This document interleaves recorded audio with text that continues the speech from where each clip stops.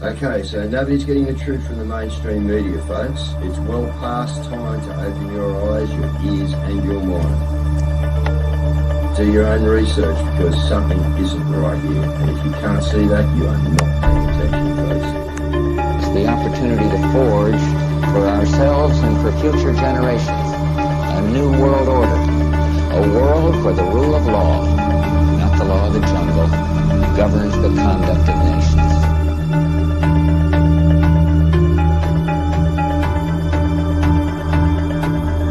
So let's look at each one of these and see how we can get this down to zero.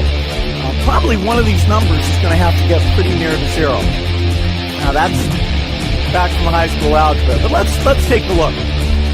First, we've got population. The world today has 6.8 billion people. That's headed up to about 9 billion. Now, if we do a really great job on new vaccines, healthcare, reproductive health services, we could lower that by perhaps 10 or 15%. The important message that we need Australians to get vaccinated as quickly as possible. In line with that, I do encourage all Australians to please go and book your vaccinations as soon as you can if you haven't already done so.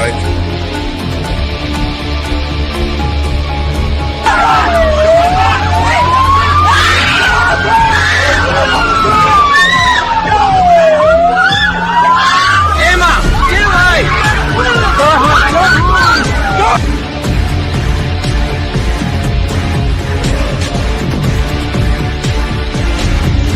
When we are successful, and we will be, we have a real chance at this new world order, an order in which a credible United Nations can use its peacekeeping role to fulfill the promise and vision of the UN's founders.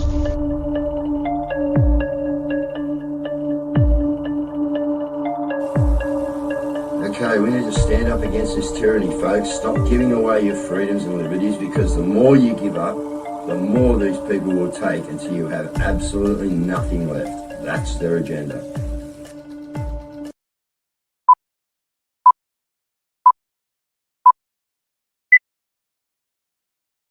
All right, give me a sec, guys. One more to go. It's always just like, you just never get them all out, guys. You just can't. Not enough time. How are you? Hope everyone's had a great week. And what's happened there? There you go. Oh, just me, Sharon. Righto. Okay. Everyone's had a great weekend, guys. It's, crunch time, as we speak about all the time. And as we move further and further with not too many people, guys, all right, it's not a real big environment out there doing the work at the moment, okay, but as we're moving forward, we are upsetting people, okay, so what we're going to do, I'm going to bring Frankie in. I think I'll bring Frankie in straight away, and while Caz is in the background doing what she's doing. Frank can add himself. Yeah, Frank and so we got Frank in tonight as admin guy, so he's having a look at a bit around the studio. So if anyone wants to come on a show while I'm down and Cass is down and Frank's here and whoever, get in touch. But Frank, how are you, mate? Monday. So give us a rundown on this Monday, Frank. There's always something happening, mate. So what are these cretins been pulling today? Well, look, we had the trustees come on board again, and try to tell us, last week, Nate was telling me I shouldn't use the megaphone, so we didn't use the megaphone. Now he's telling me, well, we can't do, a live feed from the gate either now, so they just keep changing the goalposts over and over and over again. Anyway, we finally, our little group decided to still instruct Margaret from the gate using a live feed. And then the police decided to come on down because, the trustees just can't do their job anymore. So the police came down, and then by that stage, we'd already done what we were going to do. And so we made our way down to Circular Quay, and they pretty much followed us all the way around Circular Quay.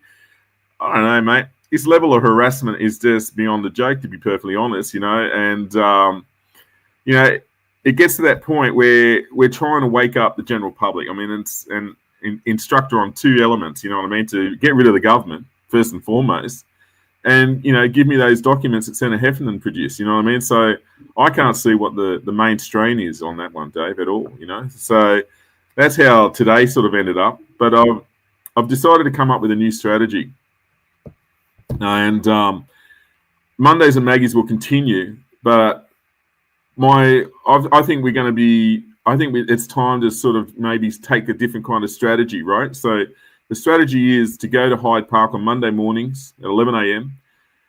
With flyers and all sorts of different things about digital ID, because obviously that's the new hot topic right now. So, and set up a little table and give flyers around, and maybe have a bit of an open forum, whatever, where people can, talk if they wish to. Otherwise, I'll just lead proceedings. Now, the whole idea of that. Now, to get down to the governors, I need thousands. Otherwise, if 20 people rock up, they're going to look at every opportunity to arrest us, Dave. So I'm going to take a new strategy leaf out of this. And so Maggie's is now going to be in Hyde Park for a little while. And I thought, well, now's a good time to start educating the general community. So why not? Let's change that. What about a new name? I'm just thinking about a couple of things, right? Hide it for Maggie. Or, you got to change the name. Or maybe Maggie's just up the road.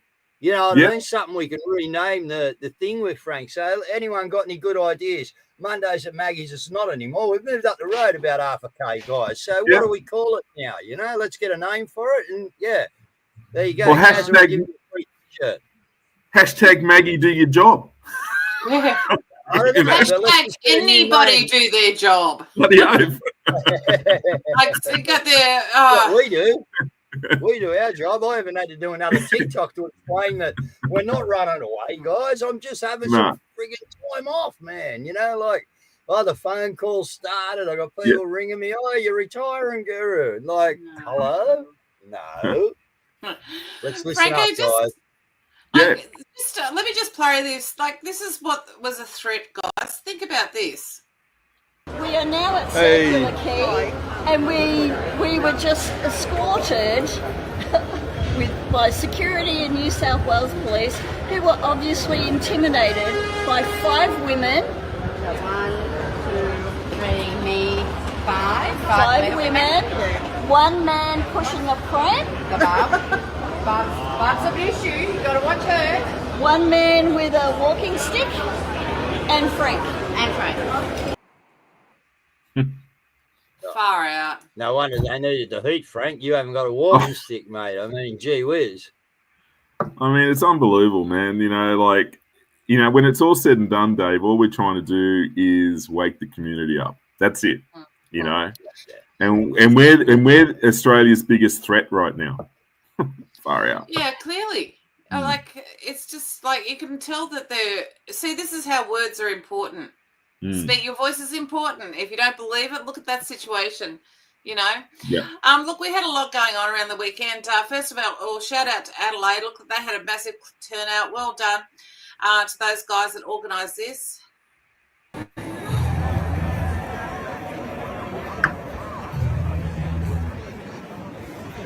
Oh.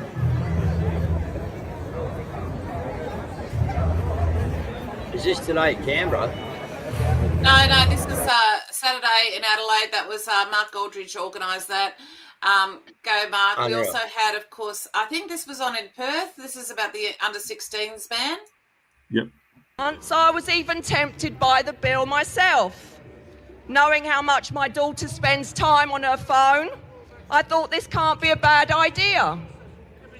But when I thought about it in more depth, it's my responsibility as a parent to guide my child, not the government. If the government wants to control what my child does on the internet, what will it try to control next? Of course, we have Rosie DY. Brought some truly extraordinary events to light. Very notably is the CDC's admission that the childhood vaccine program can no longer be excused and is now being seen as a potential cause of the incredible rise in autism. Sadly, that is tempered by the recent Vaxxed bus tour, where we learned of the suffering that so many Australians continue to endure. One particularly poignant story was that of a 37-year-old, Julia, who I met at Pambula. Julia had a suspected autoimmune disease. In fact, it was later found that she didn't, but was convinced to take 2 Pfizer shots. She did so because she trusted the medical profession and our government. Tragically, she now suffers from ongoing severe pericarditis. It's debilitating, but she's been denied any compensation.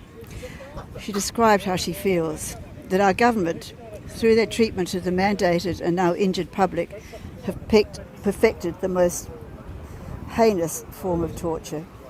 Sure. And of course, you had the people from the corruption whistleblower. They were serving the banks in Canberra. Yeah, this is big actually.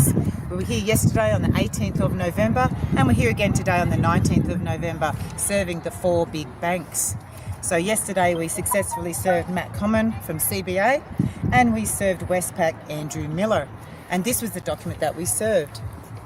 So today we served ANZ Nuno Matos and Dr. Anthony Warren, who was his offsider, and NAB Andrew Irvine. Would you like to speak to the document? Yeah, so what was served today was this document here, which shows that those 4 major banks, the ANZ was deposited 1.1 trillion US Treasury Reserve notes. The Commonwealth Bank was deposited 700 billion Federal Reserve notes, and the Commonwealth Bank was deposited $660 billion, and the Westpac Bank was deposited 1.1 trillion at 4% for 30 years. So that was supposed to be released to the public, 50% of that after maturing, which would have been much more than $5 trillion or $6 trillion.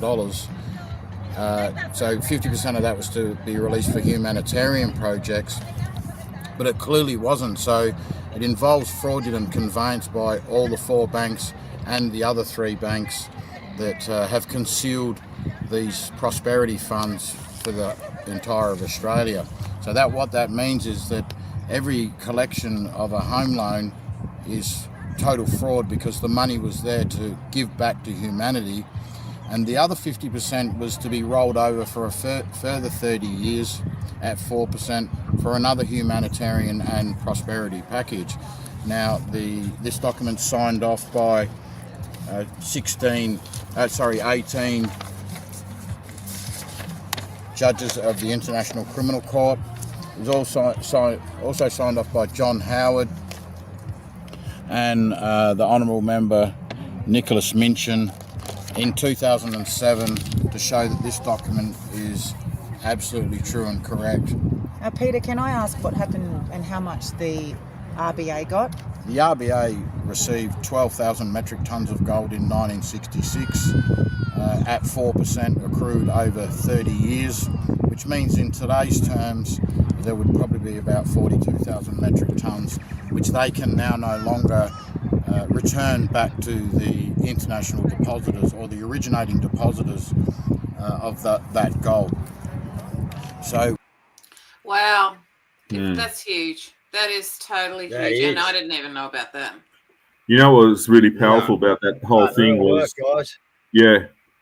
they actually went into their playground and handed their documents to them. Now that's usually unheard of. You don't just waltz into Canberra and start handing around documents, amongst those corporate freaking lobbyists, And they actually went in there, so there was a level of authorization that allowed them to be able to hand those papers to them. Very interesting. It is interesting. Let's follow it up. Yeah. Look, we've got the stunt, of course. Pauline Hanson who wore the burqa because she was trying to ban the burqa. So she decided and then she refused to leave. So they angled the cameras away from her. It's just full on drama, isn't it?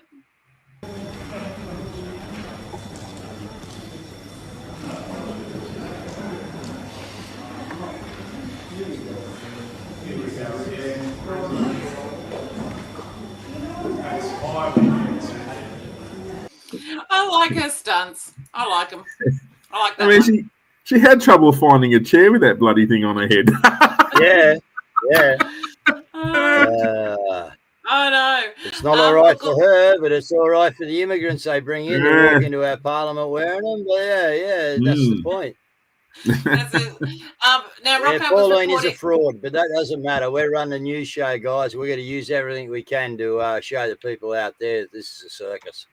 Rocco was at Penrith Court today, and this is what happened. Rocco Vardy coming out to you from the Penrith Courthouse. Have a look at this, guys. We're all out here with Michael Schultz's matter. We got one emblem there, a subordinate emblem there, and we got a completely different emblem there. And guys, I'm lost for words. Michael absolutely blew it today. I mean, it blew me away, mate, because the guy was exceptional with his paperwork. He was stunning. I would have paid a seat into the court and see Michael perform the way he did. He was in brilliant form. Michael, the most wonderful work. Just for the Freedom family, the situation with they got that. We saw the footage. We saw the video footage. There was no injured party. There were the police officers were trying to fish. They were highway pirates trying to cause you harm and damage and loss. And just summary. In summary, how did you what did you make of it? Well, I probably wasn't the expert of defendants, but I made it clear on numerous occasions that it was the trust that they're actually summing and not me. I also brought out some sections, act sections and things like that actually demonstrated my I guess argument on the situation. But look, they twisted and turned everything into what their agenda had to be. They had to find me. It was according to him, it was $2,000 or $4,000 or some bloody thing as the maximum. But he only charged $400. Yeah, it was $400. Yeah. License cancellation for 2 months. The police officer didn't even know that LIPRA acts. When you questioned him, has he read them? It was a full-on block. It was a full-on any material that I put forward. The police officer himself, he lied. He perjured himself. Well, he perjured in the whole matter anyway. But he even denied certain things that he actually had stated in his statement of claim. He then said no. Yeah.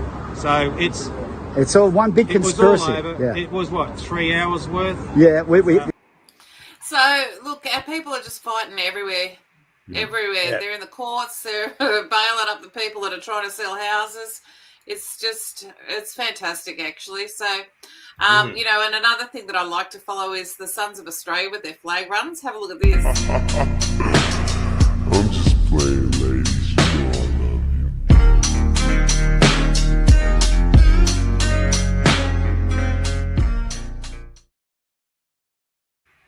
That was Saturday night. Yeah, raise a flag. Yeah, I've actually spotted a few. So they're getting around those boys, which is great. Yeah, good. Yeah. Unreal. Everyone should be doing it.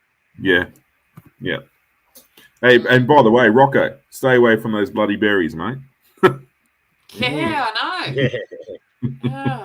I love you, brother, but stay away from those berries, mate. It's what's good at the moment is there's a lot of discussion coming out with regards to a couple of things. The digital ID, of course. So there's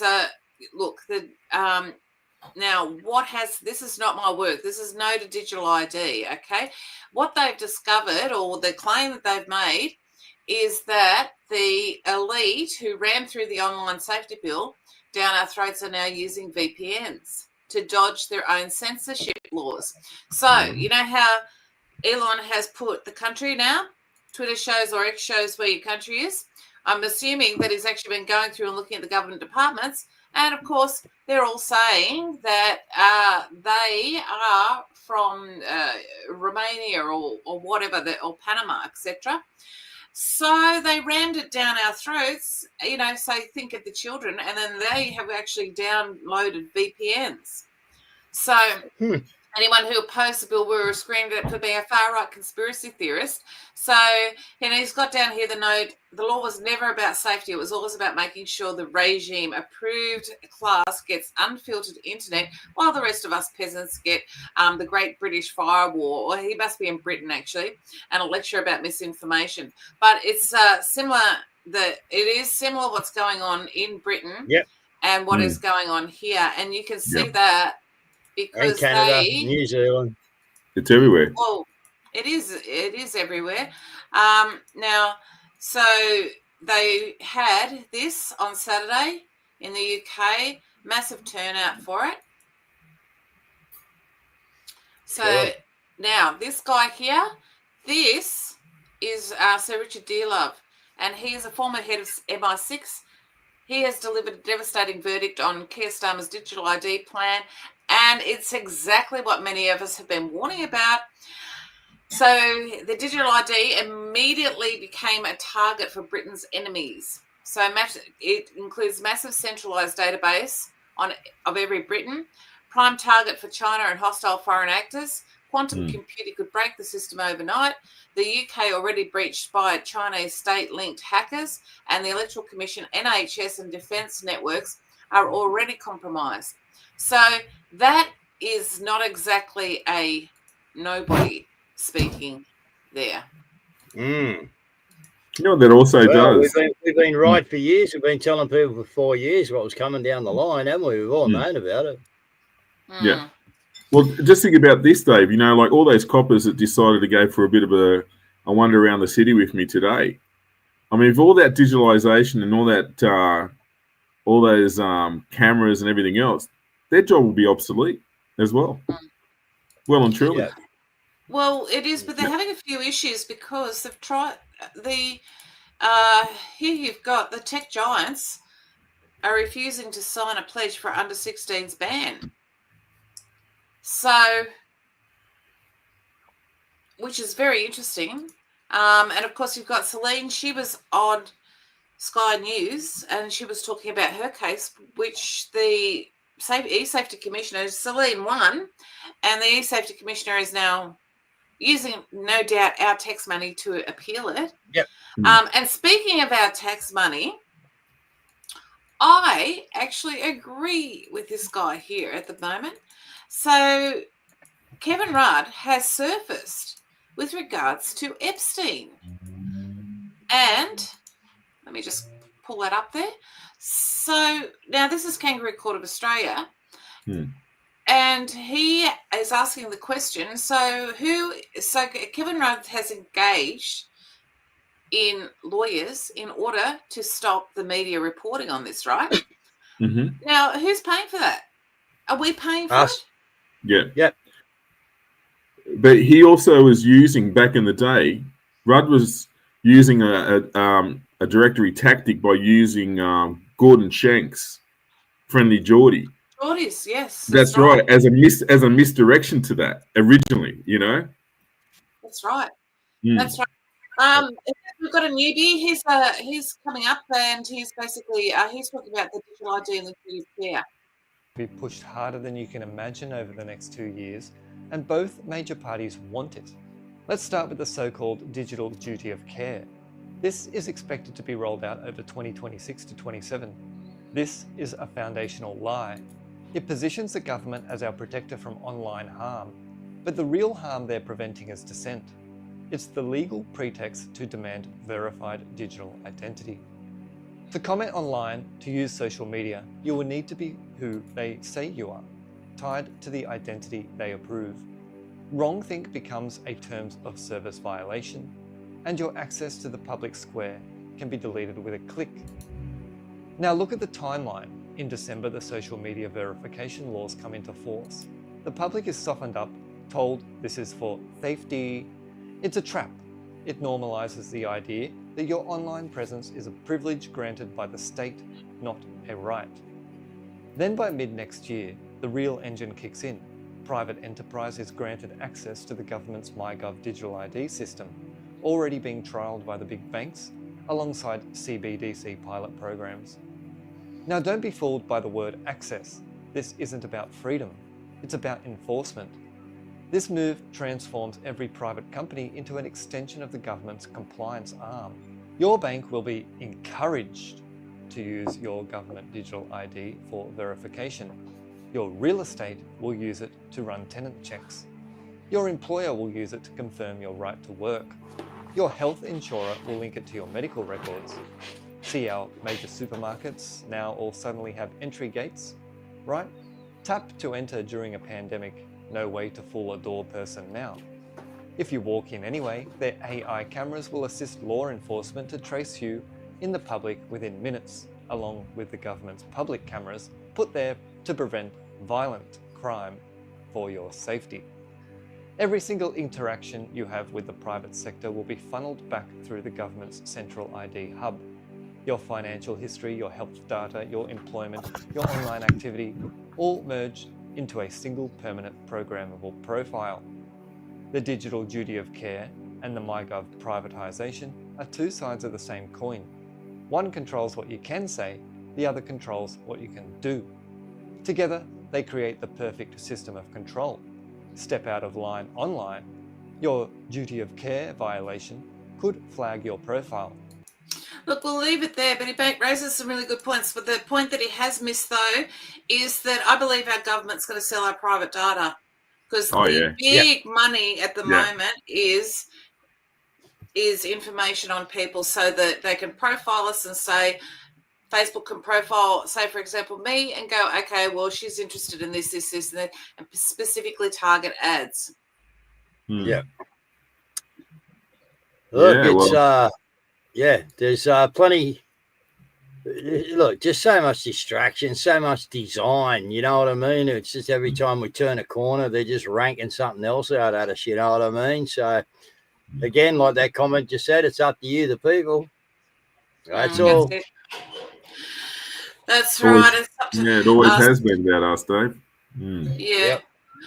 All right. Look, I'll go quickly to the flyers. Oh, actually, no, it's all right because they're only 2 minutes long. Let's have a look at Farmer Will in Victoria. When they're having a war on farmer, they're having a war on you, people that are watching this, because the farmers feed us. I'm a farmer here in Victoria, and I just want to share something that matters to all of us, no matter where you live. We're losing some of our best farmland every year, more than 100,000 hectares in the past decade. And once productive land is taken out of use, we can't just make more of it. Victoria grows 23% of Australia's food from only 3% of its farmland, so every hectare genuinely counts. It's not just about farmers, it's about food security, our communities, and the future we hand down. We're simply asking for smarter, more respectful planning. Development that supports progress, but also protects the land that feeds us. If this matters to you, and I hope it does, please take a moment to sign the petition. Your voice really does help protect our future. I got something to ask the farmers. I got something to ask these farmers, Caz, and you might want to weigh in on this because, you know, you might think that I'm being a little bit harsh here and you're from the country. So, why do these guys continue to buy fucking 44 gallons of drum of Roundabout and glyphosate and continue to do what the government tells them to spray our food? If they're wanting to fight for us, why are they still fucking poisoning us? I'm confused. Why? It's about yield, and the glyphosate does actually kill the weeds. So now I realise that in America, the weeds are good. You know, you're supposed to move paddock from. I'm not even from the country. You move paddock from paddock from paddock. But you do that do different things, and you don't need all that bullshit. No, you do. You do cyclic planting, yes, you do. But the weeds are in Australia. So what happens is a weed puts its taproot down, and it can go really, really down. Whereas most of the stuff that we grow is on the surface, and so what it does is, even though it brings up it taps down into the volcanic soil, but it robs all of the nutrients. And so because you need yield in order to be able to pay for your farmland and in order to be able to resupply and things like that. Now the glyphosate, they spray them when they're young, but they don't respray them. I've seen in America that they spray them just before the but like they don't actually do that. Well, I've never seen that done anyway. I mean, you'd be crazy to do it. And I don't even know if I believe that they actually do it in the United States, because you don't need to. We've bred really good really good wheat here, so that it actually it's adjusted to our climate. So, okay, so if that was the case, you know, how come we got all this gluten-free bullshit, which isn't gluten-free? It's people that are allergic to fucking glyphosate and Roundup. Glyphosate, yeah, No, I know. Look, I know it does happen, but I don't know. I only know the practice that I've seen. I've witnessed. I can only speak to what I've seen. I've got a mate of mine who actually mills his own flour, and he was telling me that, you know, and he buys organic, you know, flour kernels, you know what I mean? But at the end of the day, he was telling me that 47 of the nutrients that were supposed to be in flour have been removed. And that's and that's why, you know, bloody bread can last about a month in your friggin' without going off. Well, Australia's got, so we don't have actually very much volcanic soil, and that's a lot where the nutrients are. So, and that's a lot of issue. Like, we've done really incredibly well. Like, Australian farmers do incredibly well for everything that is up against us. We don't have a lot of water. Actually, our big crisis is lack of water. The Chinese didn't own Cubby Station. We'd have plenty of bloody water. So again, what the hell's going on? You know, come on, man, come on. And the Artesian Basin as well is a massive. Yeah. No, they're poisoning that, Frank. They're fracking that so they can fuck it up so we can't use it. This is what I mean, people. It's they're environmental terrorists. They are. While they point at us for climate change and say that we use too much carbon dioxide, whereas in fact we are the carbon dioxide. We're the carbon that they want to get rid of. Look, let me bring on the flyers. Yeah. All right.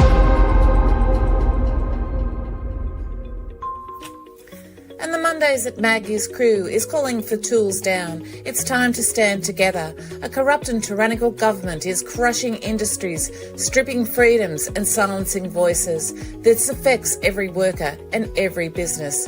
New South Wales under a corrupt government. Enough is enough.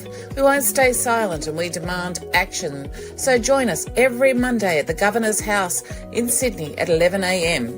There is also a court call-out for court support for New South Wales Police versus Rocco at the JMT District Court, Sydney. Read driver's licence disqualification. This is on the 1st of December 2025. And there is a court call-out for court support in Tamworth Council versus Rocco at the JMT Local Court in Sydney on the 4th of the 12th of the 25th, and that is for rate arrears. Every Saturday in Melbourne at 10 a.m, there is an instructing of the Governor at the Governor Gates. And in Melbourne, Justice for the People would like to remind everyone that they gather every Sunday at 4:30 p.m. at the Shrine of Remembrance. And the finale of Eric Ward versus Vic Pole is on Friday the 12th of December at 11 a.m. at Shepparton Magistrates Court. And there will be a mass non-compliance date against the digital ID, starting on the 11th of November for 11 days. On the 11th day of the 11th month, cash only or pre-plan, no online purchases and no purchases. A Stand in the Park is having a mega stand on Sunday the 7th of December at Jackandanda Reserve Woodlands. Let's bring all the Western Australia stands together for an unforgettable event from 10 a.m. The Anamogo Freedom Campout is on again first weekend of December 2025. There's free camping, pub meals, and there's an open mic. And in the vein of Italy, Madison King has called for a one-week national strike, the week of the 10th of December. And flyers are available for the We Say No to the Digital ID. There's a call to action. The team have provided you with all of the flyers and documents and forms, etc. It's now up to you. Print them out and distribute. Every day at 3 p.m. on X, there is a daily prayer space. Melissa 146 239 23.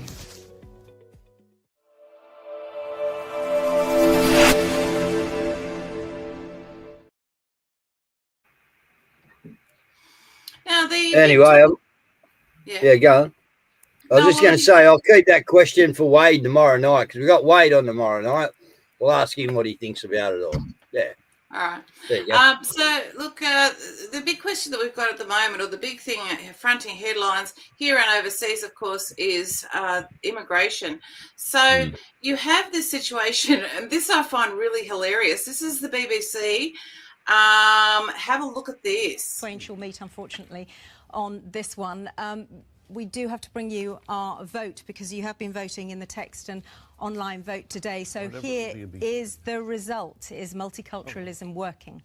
Here is what you told us. 5% of those of you who voted said yes, it is. 95% of those of you who voted this morning said no, it isn't. Wow, that's in England, yeah? Yep. Yep, that's in the UK. Now, what is really interesting about that, though, as well, is you have this situation where they have to pay for the public service of the BBC, okay? So they actually have to pay for it. Check out this. The BBC loses $1.1 billion as millions of homes refuse to pay the licence fee amid buyer-storm. That's because of what came out about how they have been cropping and changing Donald Trump's Trump videos. And on top of that, Caz, I mean, he hasn't, even though they've come out and done the public apology, he's going ahead with the litigation, and I think it's in the, was it 5 trillion or 5 billion or something like that? It's massive, man. They'll cease to exist. Yeah, they won't be able to recover. No. No, they won't. Now, this guy here, he talks about the multiculturalism myth.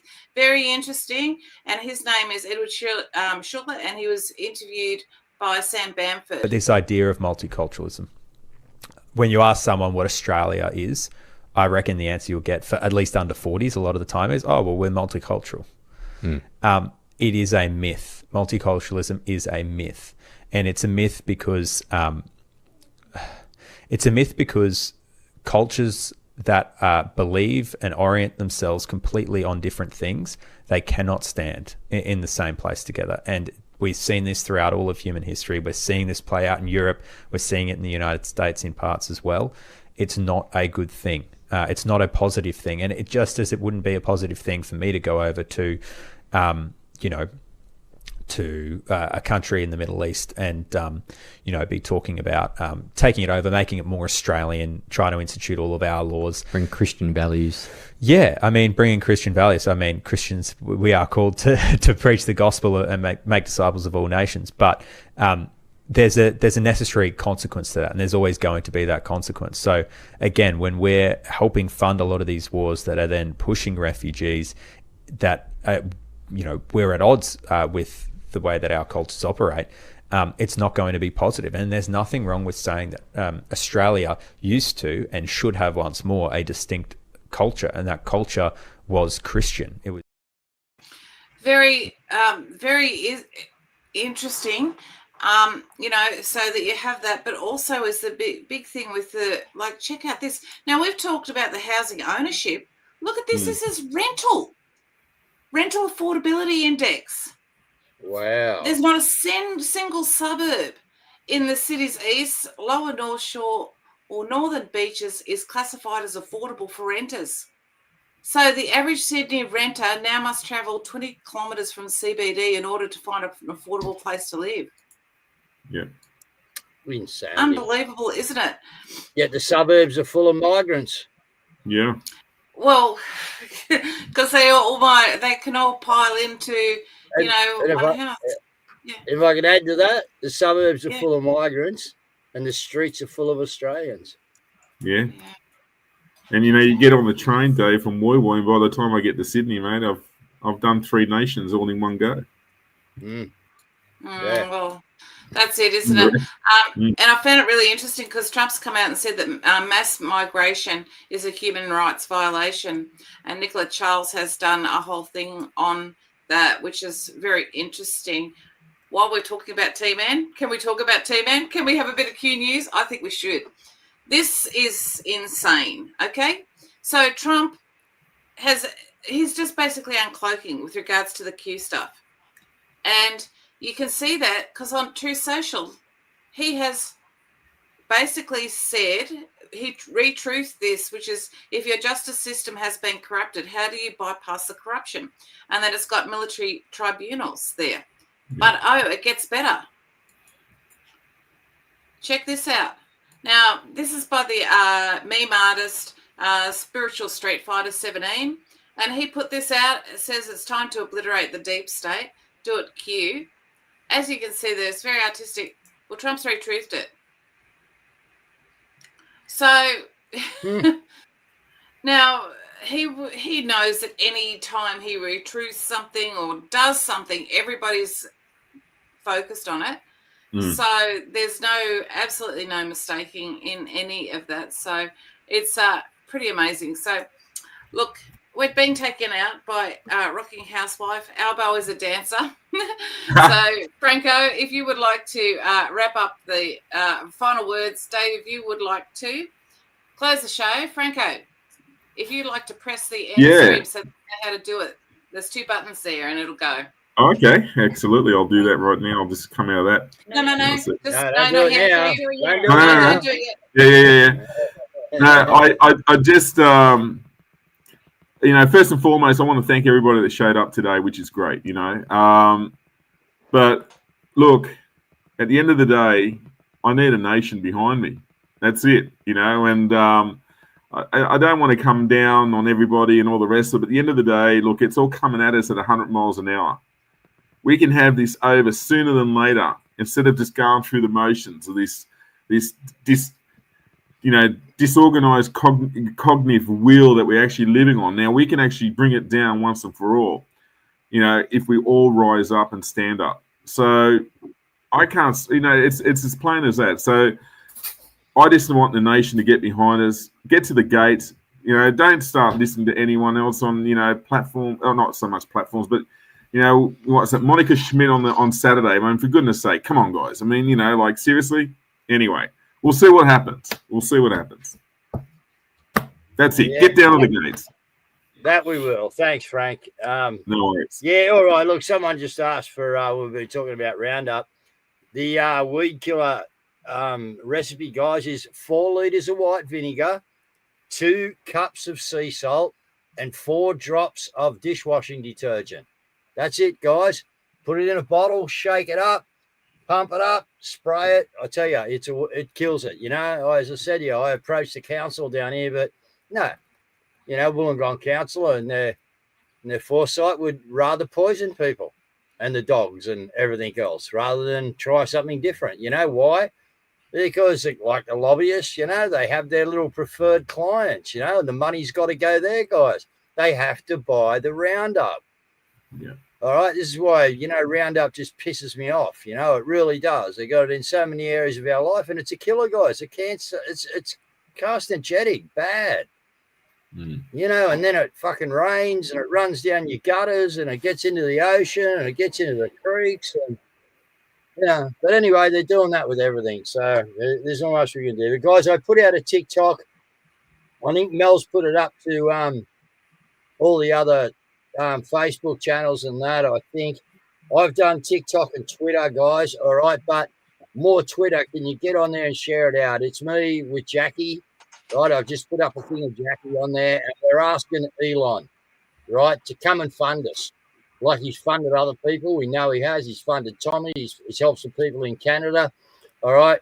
I'll get on to Pat King and a few people like that, get them to get it out too. But we want to make this video of Jackie on my channel, and I think Kaz has put on her channel, go viral, guys. All right. We need some help out here. We have all the cases. We have all the corruption. We got everything we need. All we need is some power behind us, all right, which means a little bit of bucks, Elon, all right, to actually push this thing and know that there's no tomorrow, there's just today, and we're going to take them down. That's what we need, guys. Yes, Frank. Lastly, Dave, I want everybody to have massive prayers for Dave and Mel, right, and stop the rot, right? That's it. That's first and foremost, guys. We need to keep moving forward. Dave needs everybody's blessings behind him right now, and Mel. So we give it to the Lord, right, first and foremost. And like I said, this channel needs to carry on, Dave. And, we just love everything that you guys have done. So anyway, that's my final shout out, guys. And do you want me to push the button? Thanks, Frank. Yep. We'll see you tomorrow night with Wade, guys. And then we'll go into our little week or two's break. But tomorrow night, be on with Wade. And then who knows what'll happen. You might have a few, a few shows just pop up out of nowhere. Who knows? Good night, guys. Love yous all. Thank you very much, Frank. Thanks, Kazar. Thanks, Mel. God bless you. Thanks, Frank. Hang on. Hang on. I'm pressing it. Hang on a minute. You got it? Frank's on a lesson in the studio, guys, so you wouldn't be able to guess who that are. You do it, yeah.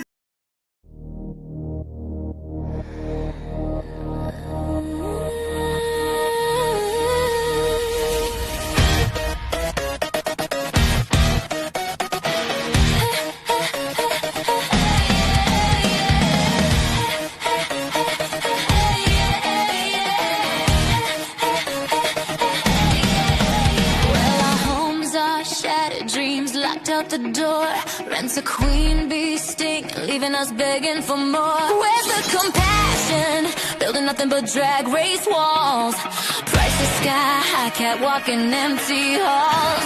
Evictions like a bad breakup, slapping us raw. While apples in my land, shopping for more. Tax-free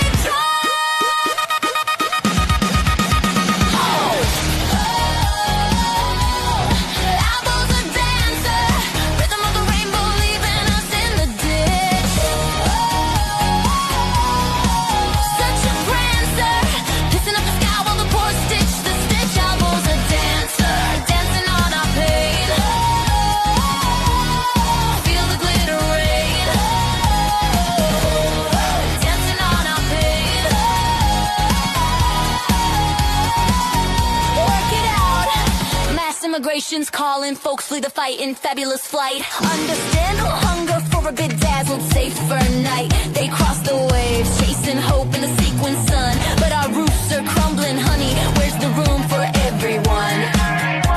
Crowded streets, queues for a tuck and take. Government's blind, just serving shade on a plate. It's human to run from the bombs and the chains, but albums off lip sinking in Berlin. Tax-free games, darling. Burkers bumping into board shorts on the beach parade. Cultural clash like a bad remix, I'll boast just shade. Our souls are shattered, futures fading to fabulous gray. Anger's rising like a diva storm on the bay. Where's the fix? Not in his holiday thirst traps, just more contour and concealer, filling the gaps, housing wait lists longer than a RuPaul queue, while he's poolside in Bali, sipping my ties. Boo. Pablo's a dancer, Burgess in the breeze, but he don't see the tears through his lashes. Such a prancer, women's whispers lost in the immigrant lashes. I was a dancer, stepping light on the grave, heels click clack brave. Who's he saving? So shade fade away. Now the crisis is camping, tents in the parks like a glam fail. Young Gonzi dreaming of keys, but it's a retail. Immigrants packing dreams in suitcases so tight. Understand the escape, but damn it's a squeeze in the night. Almost dance in the chapter with world leaders so glam, and dabbers with diamonds while we're eating spam. Such gayness in Geneva, he's developed the ball, but back in the burbs, it's a free for all brawl. Missing up the funds like a fabulous fountain show. Tax dollars